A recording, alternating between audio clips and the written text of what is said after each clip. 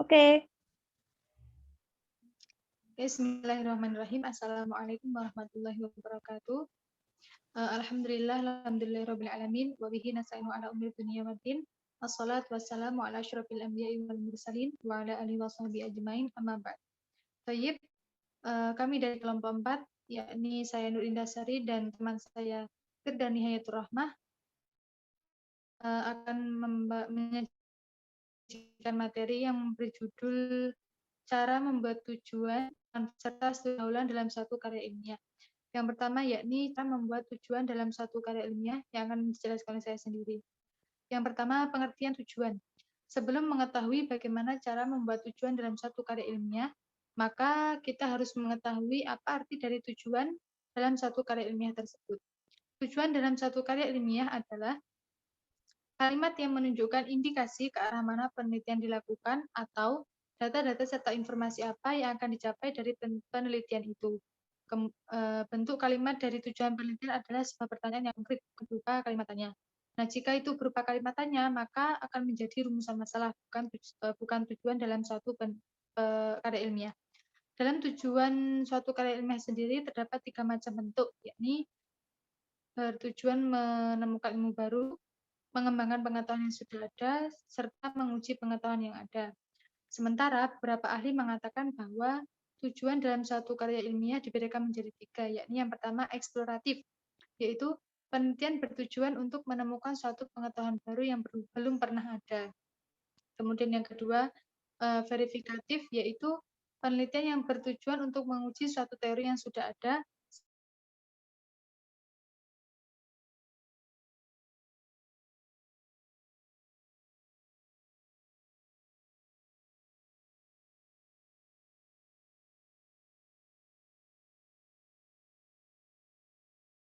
Selain itu, ada juga yang membagi tujuan menjadi umum dan khusus, yaitu berikut pengertiannya. Yang pertama itu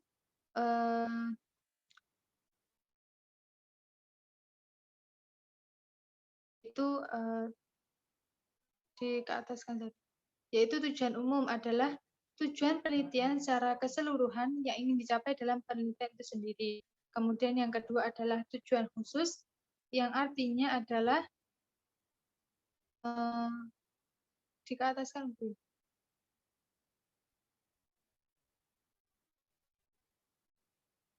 Tujuan khusus yaitu tujuan yang sifatnya itu lebih spesifik. Tujuan ini biasanya menggunakan kata-kata operasional sehingga lebih jelas untuk dicapai atau dipahami. Nah, tujuan khusus ini sendiri biasanya menjadi penjabaran dari tujuan umum. Namun dalam sebuah penulisan karya ilmiah tidak harus terdapat tujuan umum dan khusus. Apabila tujuan umum yang dibuat itu sudah spesifik, maka tidak perlu membuat tujuan khususnya. Nah, begitu juga sebaliknya. Apabila tujuan yang sudah dibuat itu spesifik, maka tidak perlu membuat tujuan umum. Cukup menuliskan dengan tujuan penelitian saja. Kemudian, di dalam penulisan tujuan harus berpedoman pada rumusan masalahnya. Nah, ketika kita menulis tujuan itu, kita itu harus melihat rumusan masalah yang sudah kita buat. Mohon ke bawah. Nah, tujuan yang tidak sesuai atau keluar dari rumusan masalah itu dapat menyesatkan dalam membuat suatu karya ilmiah. Nah, hal ini karena rumusan masalah itu dapat berbentuk deskriptif, komparatif, serta asosiatif. Maka tujuan umum dan khusus penelitian harus berbentuk dan sesuai dengan rumusan masalah tersebut. Kemudian yang selanjutnya adalah cara membuat tujuan dalam satu karya ilmiah. Yang pertama itu untuk membuat tujuan kita harus melihat rumusan masalah. Nah, sebelum kita itu membuat tujuan dalam suatu karya ilmiah, maka hal pertama yang kita lihat itu adalah rumusan masalah yang sudah kita buat sebelumnya. Kemudian yang kedua adalah mencari kata operasional yang tepat untuk menjawab rumusan masalah yang ada. Nah, contoh dari kata operasional itu adalah contohnya mengidentifikasi, mendeskripsikan, mengukur, menganalisis, serta membandingkan. Nah, berikut contoh dari rumusan masalah serta tujuan penelitian. Yang pertama itu rumusan masalahnya. Apakah perbedaan antara hewan karnivora dengan hewan herbivora? Maka tujuan penelitiannya itu menjadi mengidentifikasi perbedaan antara hewan karnivora serta hewan herbivora.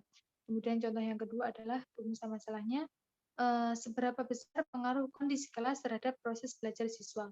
Maka tujuan penelitiannya menjadi mengukur pengaruh kondisi kelas terhadap proses belajar siswa. Kemudian yang ketiga itu rumusan masalahnya adalah bagaimana dampak PSBB terhadap lingkungan.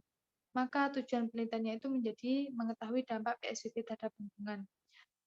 Mungkin itu tadi penjelasan cara membuat tujuan dalam satu karya ilmiah.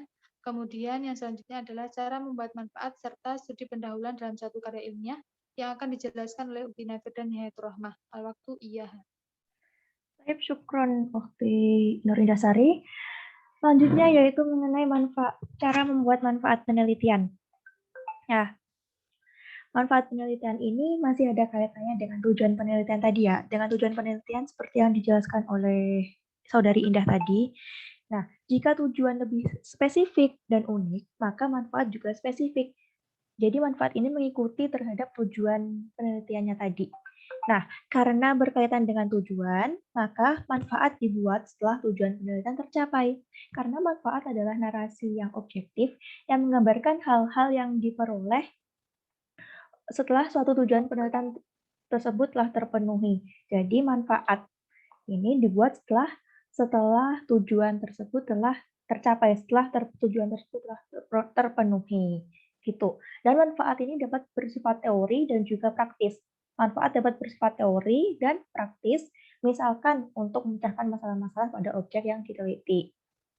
Penulisan manfaat ini pada hasil penelitian sangat penting karena sebagai gambaran kita pada pembaca tentang hasil penelitian yang telah dilakukan itu seperti apa, gitu. Dan kemudian contoh dari manfaat penelitian. Nah, manfaat penelitian tadi kan ada yang bersifat teoris dan juga praktis. Nah, contoh dari manfaat penelitiannya ini, contoh yang pertama yaitu contoh yang bersifat teoris. Yang pertama, secara teoritis dapat menambah wawasan keilmuan tentang pelaksanaan pembelajaran bahasa Arab. Selain itu, dapat menjadi stimulus dalam pengembangan penelitian selanjutnya mengenai teori-teori tentang pembelajaran bahasa Arab, sehingga proses pengkajian secara mendalam akan terus berlangsung dan memperoleh hasil yang maksimal. Nah, dari contoh ini tadi, ini lebih ke secara teoritisnya dalam pembelajaran bahasa Arab itu seperti apa.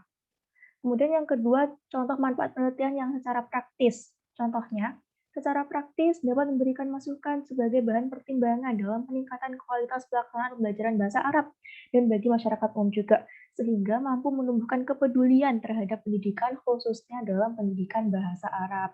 Nah, dari contoh yang kedua ini yaitu yang secara praktis, ini lebih menekankan ke kebermanfaatannya, lebih ke praktek, lebih ke pengamalannya, penggunaannya secara langsung begitu, dan pengaruhnya terhadap pembelajaran di sekolah itu tadi dan juga masyarakat. Kalau yang secara teoritis tadi kan lebih masih ke teorinya saja. Kemudian selanjutnya yaitu cara membuat studi pendahuluan penelitian. Studi pendahuluan ini adalah studi yang dilakukan untuk memperoleh informasi tentang penelitian yang akan dilakukan.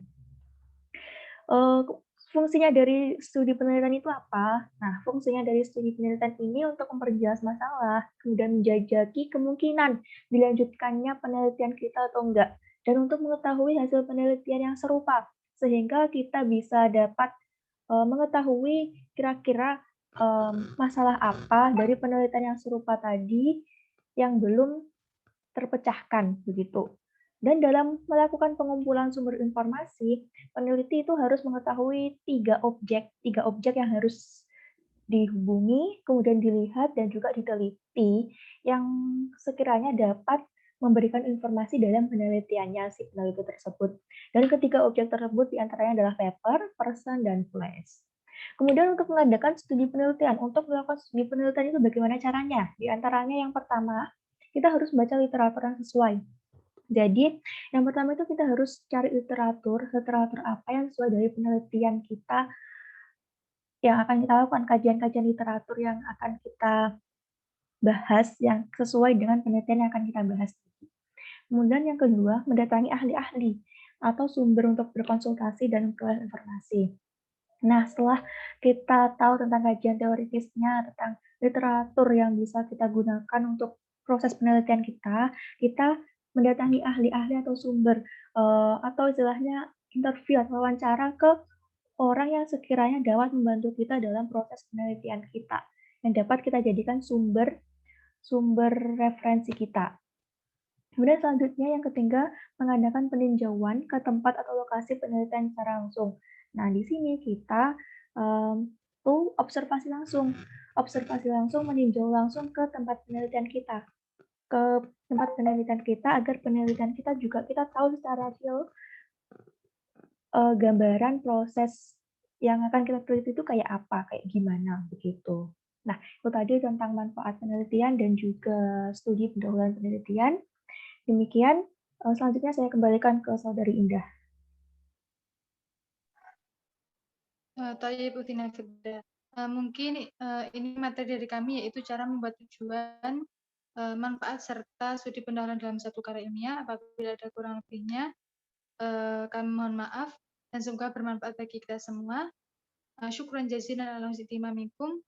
Wassalamualaikum warahmatullahi wabarakatuh.